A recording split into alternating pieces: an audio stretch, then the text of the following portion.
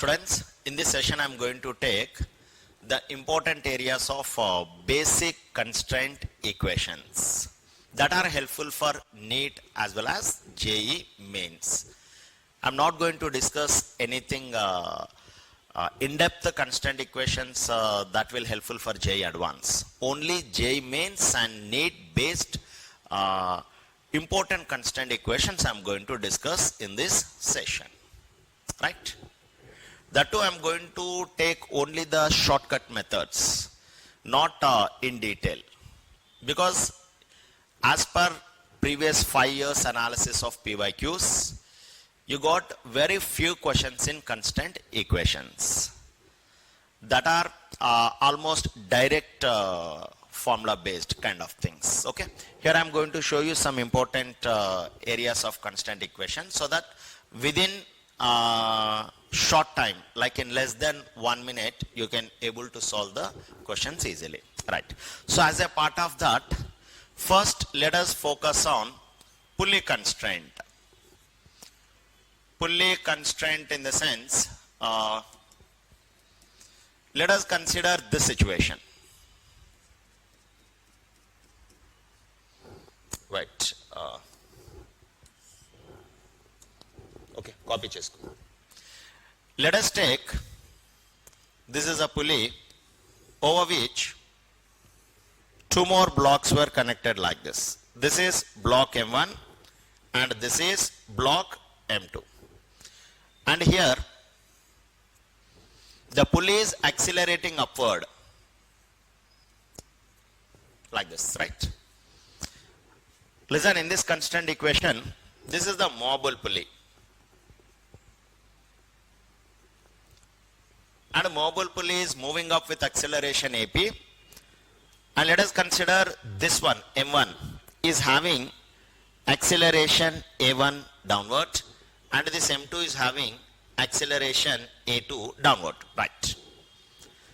So listen guys, as far as moving pulley constraint is considered, I just wanted to make you familiar with moving pulley constraint. Why? Because many people confuse how to write down the relation between acceleration of the pulley, acceleration of block M1 and M2 if this kind of situation given to you, right? So in this moving pulley constraint applications, you will come across 3 different variations. So this is a one variation, and the next variation is this one. Same block M1, same system as it is, you take here. This is M2, and let's consider here the acceleration, the pulley is moving up with acceleration AP. But listen, here the two blocks are accelerating in upward direction relative to moving pulley. Consider like this. Whereas in this figure, the two blocks are accelerating downward. Here the same system as it is, but the two blocks are accelerating upward relative to the moving pulley. Right. And next one more variation I am taking. See, here same system as it is, same block, this is M1 and this is M2. But here listen, M1 is going up with acceleration A1 with respect to this pulley, and M2 is going down with acceleration A2 with respect to this pulley. So usually if you consider moving pulley constraint kind of applications, you will be having these 3 variations. Where in this case, pulley is moving up. In all the 3 cases, pulley is moving up with acceleration AP. But whereas in this case, the acceleration of the 2 blocks, A1, A2 are downward. Here, both are upward, and here one is upward, another is downward. And in all these 3 cases, if you want to write down the relation between AP, A1, A2, so I will write like this. Suppose here tension is, in this I am taking, here the tension in this string is T, and here also I am taking the tension as T. And even here also let us consider the tension is T, and this is also tension is T. Here also take tension T, and here also take tension T. Then the tension connecting the movable pulley will be having 2T, right? And here also the movable pulley will be having the tension 2T, right? Because usually we will consider pulley as light, that is massless, and string is also light, massless. So since we are not considering the mass of the pulley, directly we can say that the tension get divided among this string and this string as shown. So this is 2T, T and T. Therefore here we can write 2T into, right? In the shortcut method, 2T into acceleration of pulley is equal to, you will write it as T into minus A1, because here I took AP upward as plus. Here A1 and A2 are pointing downward relative to this pulley. So plus, I can even write T into minus A2. Now we can cancel here T on both sides. Then if you make AP as the subject, then you will be getting this as A1 plus A2 by 2. But here you can keep minus. Minus simply indicates that relative to this pulley, these two blocks are coming downward. But ultimately, if you consider only magnitude, if you want to write on only the magnitude, that is acceleration of this pulley, only magnitude if you write, this will be taken as A1 plus A2 by 2. Like this. This is a relation between acceleration of the pulley and A1 and A2. Similarly, if you apply this tension division method, here tension got divided among M1, M2 and acceleration of the pulley, right?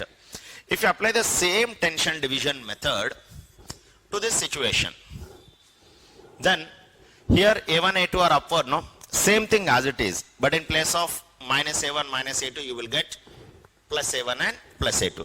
Therefore, here you can write acceleration of pulley is equal to A1 plus A2 by 2. That's it.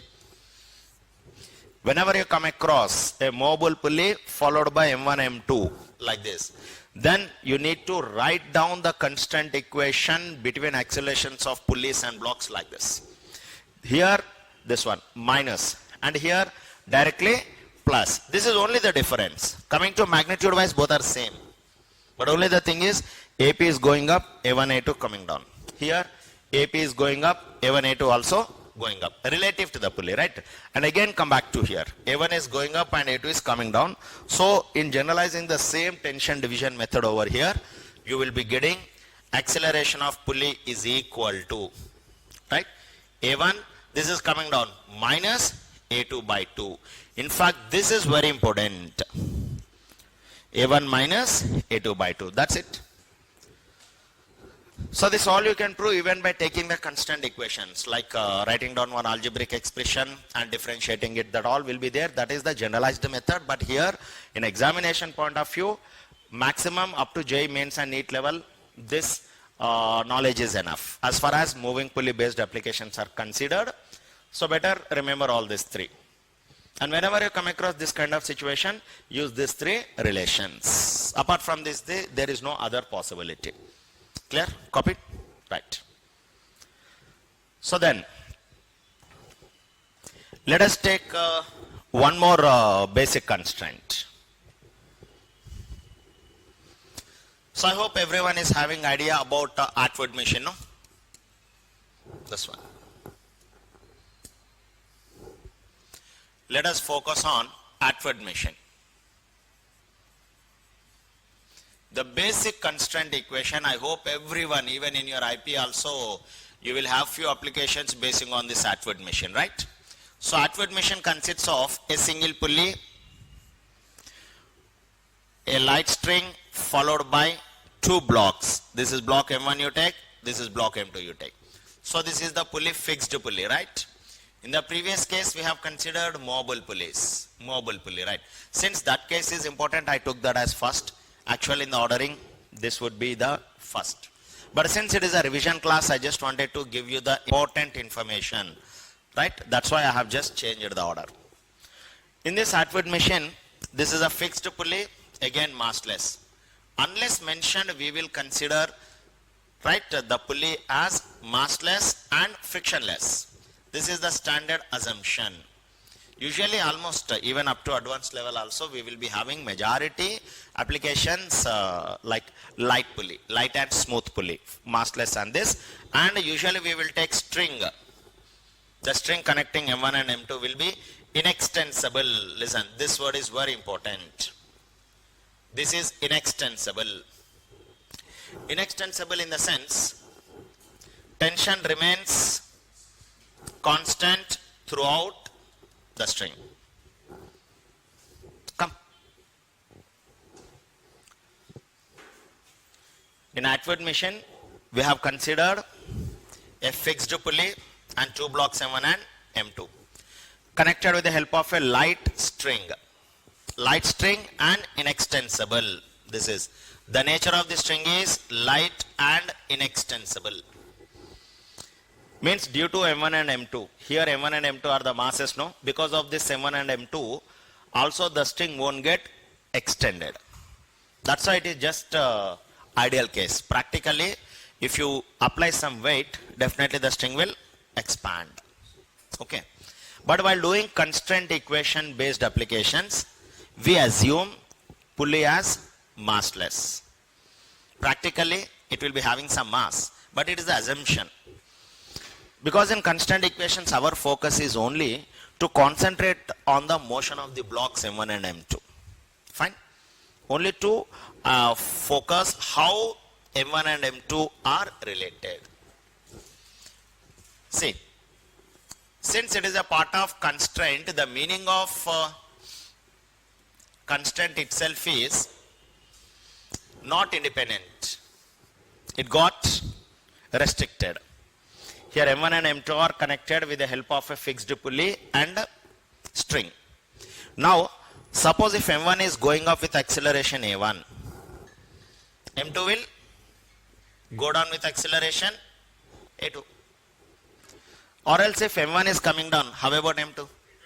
Go up. That means M1 and M2 are not independent. They are dependent on one another. So that's why it is called as kind of constraint related applications. Constraint means motion of one body will be dependent on motion of another body, which are connected with the help of a pulley and this string.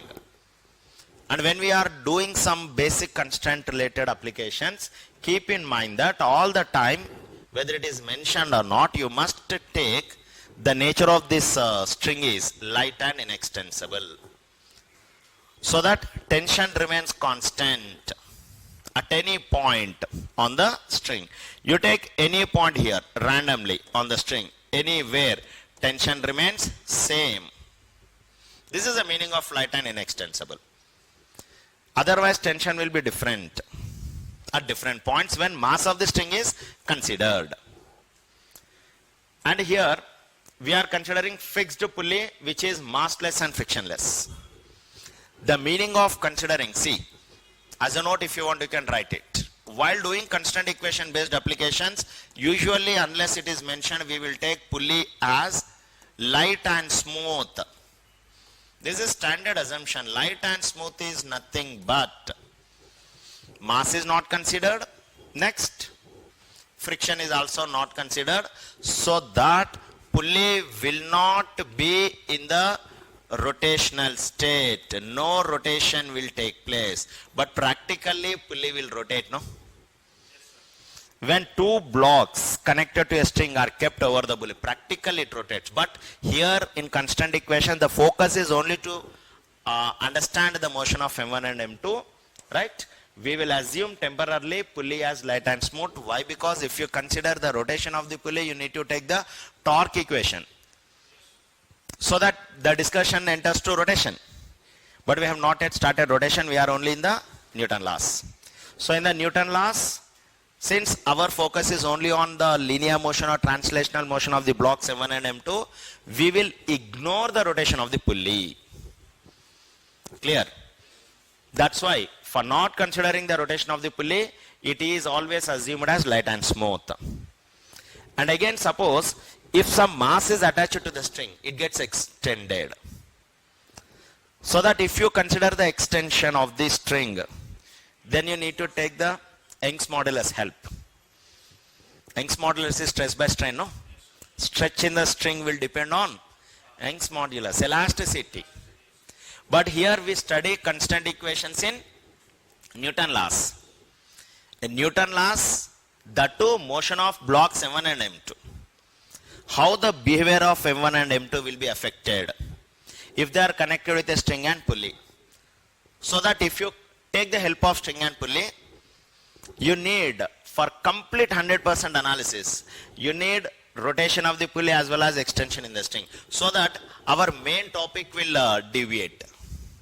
That's why extension of the string is considered in the elasticity. About extension of the wire, about the nature of the wire is studied in the elasticity, and about the rotation of the pulley is considered in the rotation. But as far as only NLM, Newton laws of motion, constraint equations are considered. These two are standard assumptions, so that our focus will be only on calculating acceleration of A1 and A2. Means focusing only on the motion of the blocks M1 and M2. Because constant equation itself studying about the motion of the blocks or different bodies connected with the help of pulley and string arrangement. Now see, when the string is light and inextensible, then tension remains same at any point on the string. Right? Now, if you take this Atwood machine, the basic constraint in this Atwood machine, if you want to draw the free body diagram for M1 and M2, see, this is M1, and the other side we have taken M2. Now tension in the string all the time acts upward. Listen carefully, the direction of tension. Here T is the pulling force. Since tension is the pulling force, its direction always away from a considered point, because it is a pulling force. It pulls the object. It cannot push. While drawing FBD, especially in Newton laws and friction, if you come across tension and normal reaction, keep in mind that the direction of normal reaction will be normal to the surface. That too, it is a pushing force. Normal reaction is what all the time? This is what? Pushing force. But whereas, what is the property of tension? It is pulling force. With the help of a rope, can you push any object? You connect rope to a certain object. You will have the chance of only pulling. But connect the object to with a rod, a light rod. Then you can push it. So in the form of pushing, whatever the force is applied is normal reaction or normal force. In the process of pulling is tension. That is the difference between normal reaction and tension. You must be careful in giving the direction of normal reaction and tension while doing constant equation based applications, right? But as far as string is considered, if you want to take the direction of tension at this point in the string, it acts away from it. And at this point, it acts away from it. And if you want to take the tension here at this point, again it acts away, that is downward. This will be the tension. And the direction of tension at this point will be again downward like this. And the direction of tension here will be upward like this. This will be the 2T. Since here pulley is massless, right? If you take, this is the support of this pulley, and over this one string is going, and this one string, if this is T, if this is T, and this would be 2T, T plus T, 2T. It's okay? So now in the simple Atwood machine, this is a tension division at different points. Now let us consider M1 is going off with acceleration A1 and M2 is coming down with acceleration A2. Since tension remains same at any point on the string, we can say that here A1 and A2 will be same magnitude. Means they will be having same magnitude but opposite direction. Means you can write like this. A1 will equal to minus A2. So that let us consider mod of A1 is equal to mod of A2. This is equal to small a. Therefore, in simple Atwood machine, if you focus on the motion of M1 and M2, then the direction of acceleration for M1 will be upward, for M2 will be downward. Or else, if M1 is heavier than M2, M1 will come down, M2 will go up. Suppose if both are equal, then no motion. They will be in equilibrium. That's it. And if you want to give the tension at different points on the string, since tension is a pulling force, at any point its direction will be away from it. How will be the pulling effects? You will pull like this, no. From any point it acts away from it. Right? So this is a basic idea of giving tensions. Right. Along with the tension here, gravitational force, mg acts downward. Here again m2g. Here m1g and m2g acts downward. Is that clear? Right. So you just focus only that portion. So this side I am rubbing, and I just wanted to take the necessary mathematical part related to that situation here. Right. So try to take the free body diagram of M1 over here. If I take FBD of M1, how many forces are acting on M1? Gravity downward, tension upward. So that according to our assumption, here let's consider M1 is less than M2. So that M1 goes up, accelerates upward, M2 accelerates downward. Then here you will write M1 is, this is tension upward, this is downward, so that it is going off with acceleration A1, or else simply you can take this is right, A. Then if you take free body diagram here, simply we can conclude that tension is greater than M1G, is it or not? So that because of higher magnitude of tension, it is pulling up. Then we can write net force would be T minus M1G, is it or not? The net force acting on M1 will be T minus M1G, that is equal, it will be M1A. This is first equation. T minus M1G is equal, you can write M1A. And similarly, you take, I am taking FBD of this one, that is M2. So here this M2, again tension will act upward and M2G will act downward. So according to our assumption, it is coming down with acceleration A. And here we can conclude that M2G is greater than tension. So that if you want to write down net force equation, because yesterday I have explained that MA is the unbalanced force or net force or resultant force that keep the body in motion. Technically MA is not the external force. MA is the force that keeps the body in motion, or resultant force or unbalanced force. Means on M2 only two forces are acting, tension and M2G, but not M2A. Here also M1A is not acting anywhere. Tension is acting, M1G is acting. And T minus M1G is M2A.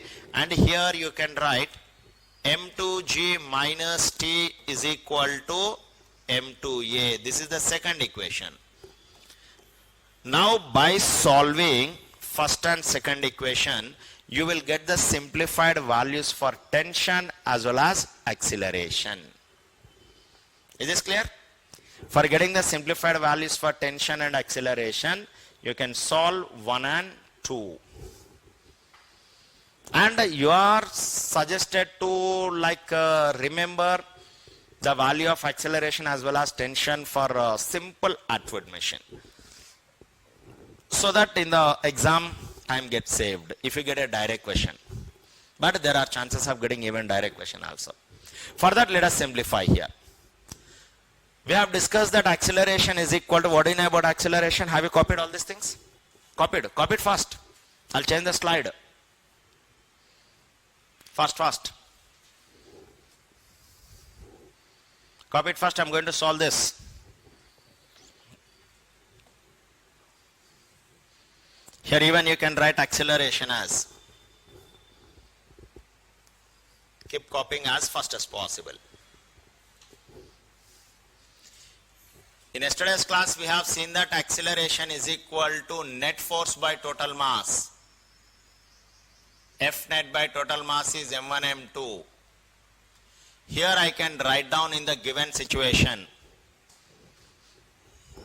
The given situation, see, M2G acting downward, M1G acting like this. See, both are in opposite direction. So the net force would be M2G minus M1G by M1 plus M2. Like this you can write down directly the value of acceleration in the given situation.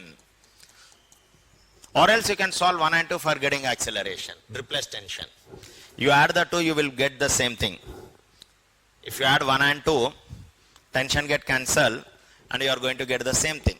Net force by total mass, right? So adding 1 plus 2 also implies the same value. Net force is M2 minus M1 into G by M1 plus M2. This is. Now substitute the value of A. In either first or second equation to get the simplified value of tension.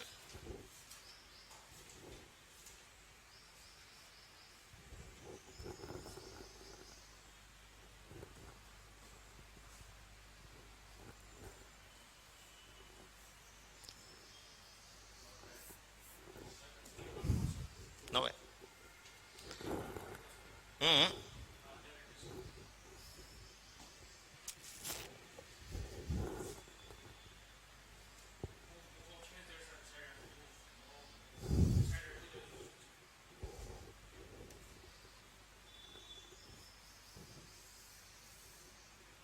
Is this visible? Check it. Is the font visible? Right. Now try to solve this for getting the tension. So I am taking this value. T minus M1G is equal to M1A. So T minus M1G is equal to M1 into, substitute A value over here so that you will be getting M2 minus M1 into G by M1 plus M2. Now take M1G to that side and make T as the subject. So that T is equal to, right, M1G plus, or else, right, try to do this I am multiplying M1 M2 into G. Try to simplify this. T minus M1G is equal to M1 of A is M2 minus M1 into G by M1 plus M2. Finally you tell me the value. Make it fast. This T is equal to M1 M2 minus M1 square G by M1 plus M2 plus M1G. Take LCM, M1 plus M2. First, T minus M1G is equal to this one. Just multiply these two terms with M1. M1 M2 minus M1 square into G by denominator remains as it is. Now take this as the LCM. So that T is equal to, you will be getting, after taking LCM, M1 M2 minus M1 square G, right,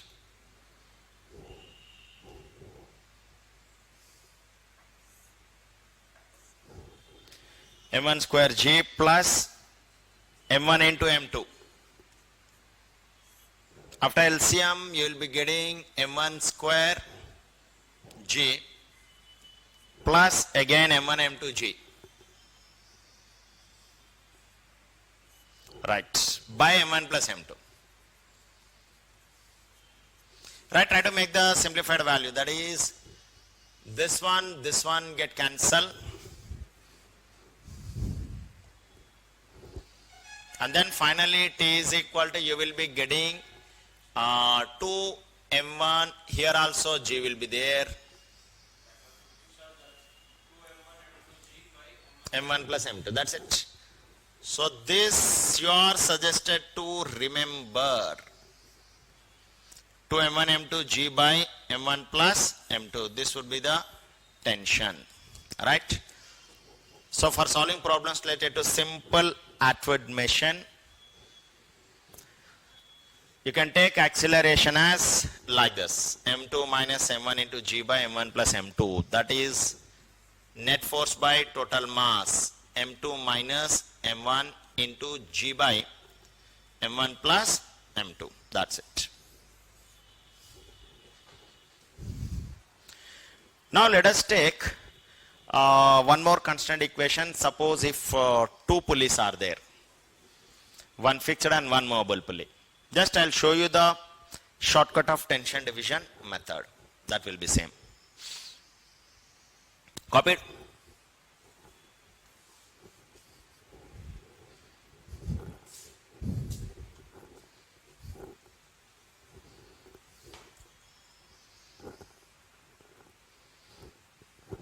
Yeah, done? Right, next. So if you consider this one. This is one fixed pulley over which one block M1 and other movable pulley is connected. This is the movable pulley. And over this, two more blocks were connected. In Neet and JEE Mains chances are very less, but anyway, it's within the syllabus, right? One of the important applications. So this is the fixed pulley and this is the movable pulley. So this you take block M2 and this you take block M3. So listen, two strings, three blocks were connected with the help of two pulleys. One is movable and another is fixed. But listen here, if you consider only a movable pulley and M1, it exactly resembles kind of outward motion. That means suppose if M1 is going up with acceleration A1, then obviously movable pulley will come down with acceleration A2 or AP you can take. If it is going up with A1, this will come down with AP. Right. So directly with the knowledge of outward motion, you can write like this, same magnitude but opposite direction. And if you want to write down the relation between AP, M2, M3, let's consider M2 is coming down with acceleration A2 and M3 is also coming down with acceleration A3, for example. Then here from the first slide, wait. Come back to the first slide. In the first slide I have thought that when the pulley is moving up like this, if you consider a situation where pulley is going up and blocks were connected like this M1 and M2, and if A1 and A2 are coming down and pulley is going up, then they are related like this. Acceleration of the pulley is minus of A1 plus A2 by 2. This tension division method, forget about it. Remembering this is enough because this is a standard information or standard formula as long as you consider this kind of thing. Mobile pulley as well as two blocks connected over it. Right? Three possibilities will be there. So this is one possibility, this is second possibility, that is third possibility. Now I am going to make use of this knowledge in the present situation. That is, here I can write down, this is first equation, first observation, and next observation is acceleration of pulley is equal to, you can write it as A2 plus A3 by 2. This is the second observation. Is this clear? Yes, and now let us consider tension here. In this is T and here also tension is T. Then obviously here tension will be 2T because this is massless. Upward force must be equal to downward force. Actual upward force minus downward force is equal to M into A. Right? MA. But MA is 0. M is the mass of the pulley. That's why we will write all the time 2T as like this. T, T and 2T. Now listen, if you draw the free body diagram for M1, M2, M3, listen. Actually in constant equations, our concern is to understand the motion of the blocks connected with a string and pulleys. In the previous constant, I have taken only outward motion. Here, just to the next level. Same outward motion, but in place of M2, one mobile pulley is considered and over that mobile pulley, two more blocks are connected. Now in these three blocks were connected with the help of two pulleys, one fixed and one mobile, and two strings. So since two strings are there, tension will be different. Therefore, since it is 2T, the tension acting here also it will be 2T. And if you write down the gravity on it, so this would be M1G. And here gravity will be M2G. And next this will be M3G. That's it. Now if you take FBD of M1, listen carefully. If you focus on FBD of M1, if you are able to draw the free body diagram and related net force equation, then the remaining can be solved easily. Here already we got relation between acceleration of this and this, and AP is equal to this one. And then if you take free body diagram of M1, what is the tension acting in it? 2T. And the gravity is M1G. This is a FBD. Do you know that? Free body diagram means isolating the body from the system and indicating all the real forces acting on it with direction. That is free body diagram. So here three blocks are there, two pulleys are there. I have separated M1 block. 2T is acting in upward direction. M1G is acting in downward direction. So that acceleration is going up. So therefore here you can write down one more necessary equation as 2T minus M1G will equal to M1A1. This is third equation. Hence I am going to give you the standard necessary equations for solving this kind of situation, for simplifying this kind of situation, right? And again try to take free body diagram of M2 here. This is. And how many forces are acting on M2? Tension in the string is T, no? Here it will be T upward, here also it will be T upward. Then tension is acting upward and M2G is acting downward, and according to our assumption A2 is coming down. This is A2. So that this necessary equation can be written as M2G minus T is equal to M2A. That's it. This is the fourth equation. And try to write down the FBD for even M3. If you take M3 here, then M3G will act downward and again tension will act upward. But what is the direction of acceleration here? A3 is downward. So that you will write this M3G minus T is equal to M3A3. Now these 5 equations will help you for analyzing as well as simplifying this kind of situation. That's it. So in constraint equations, every problem is solved by using ideas and logic. There are no specific formulae. Everywhere, first we are making use of the constraint equation knowledge, with which we are writing down the relation between the accelerations, and after that we are writing down the net force equations with the help of FBDs. That's it. So these two enough, right? If you want, I'll take one more thing. Chances are there within the syllabus, no? There are chances. I'm just giving you the knowledge. If the question comes.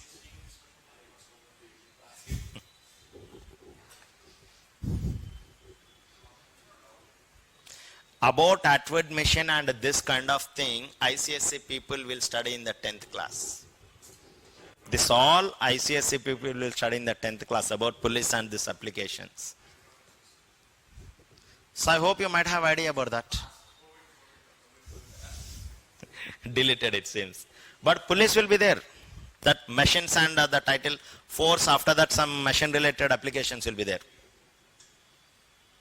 And so it is application part. Constraint equations and all is the application part. Applications of Newton laws. Right, completed?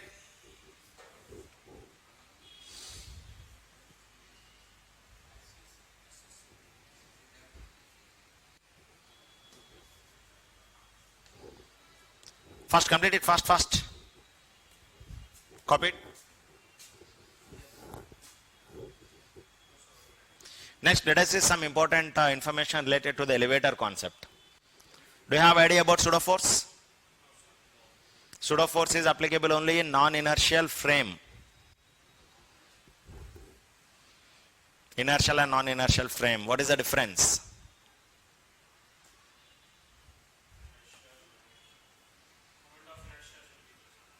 Right, copy it fast. I am changing the screen. Make it fast, fast as fast.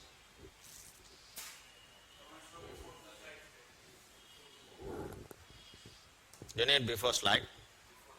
I will share the PDF, no worries. Huh? I'll share the PDF. Huh?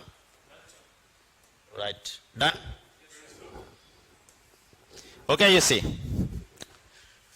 Let us concentrate on understanding the difference between inertial frame and a non-inertial frame. So listen carefully, inertial and non-inertial are essential for drawing free body diagram. Before drawing the free body diagram, you must understand whether you are drawing in the inertial frame or non-inertial frame. But inertial frame is nothing but the standard frame of reference, that is the ground frame of reference. Earth or ground frame is nothing but inertial frame. Or else any frame that is at rest, any reference that is at rest are moving with constant velocity comes under inertial frame. And the one that is accelerating, any frame that is in the state of acceleration will come under non-inertial frame. Suppose a bus is accelerating and a man is sitting in the bus. Now with respect to bus, man will be at rest. But with respect to ground, the man is in the motion. Means technically we conclude that in inertial frame, man is in motion. But in bus frame, non-inertial frame, man is in rest. And that state is called as relative rest. Okay? That will be called as what? Relative rest. So now listen carefully. Usually if you consider non-inertial frame, in non-inertial frame generally this Newton laws are not valid. Listen carefully. I am going to tell you very important points related to this. Newton laws will not be valid in the non-inertial frame. But here Newton laws are valid because Newton laws are explained only for real forces. As far as only real forces are considered in non-inertial frame, the state can't be explained. Because the man sitting in the bus experiencing force due to which he is accelerating. That will be understood from ground frame of reference. But if you shift your frame to bus,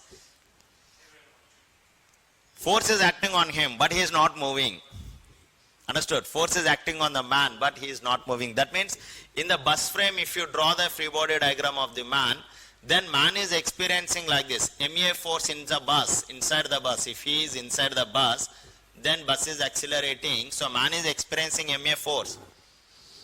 But even then he is not accelerating. According to Newton law, if a man experiences force, he must accelerate.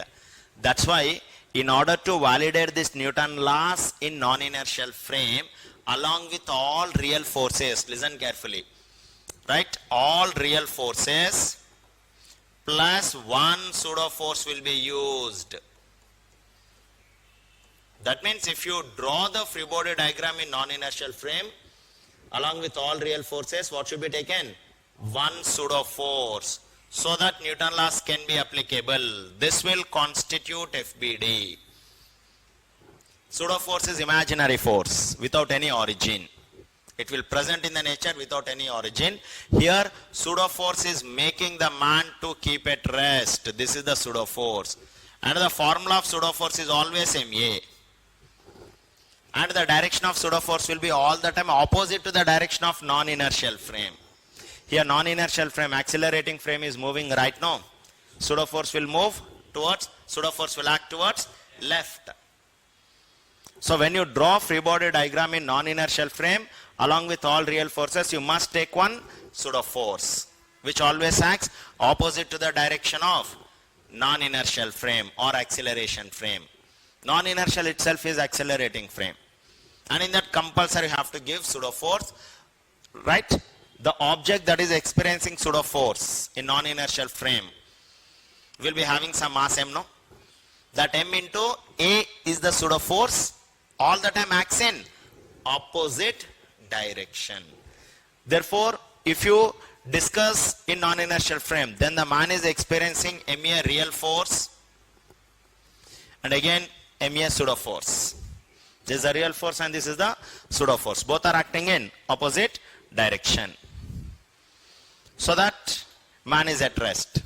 Now with the help of one pseudo force, right, Newton laws can be validated in the non-inertial frame. Now as far as lift, elevator concept is considered, we will discuss in non-inertial frame. The elevator concept will be discussed in the non-inertial frame. Okay? You copy it as it is.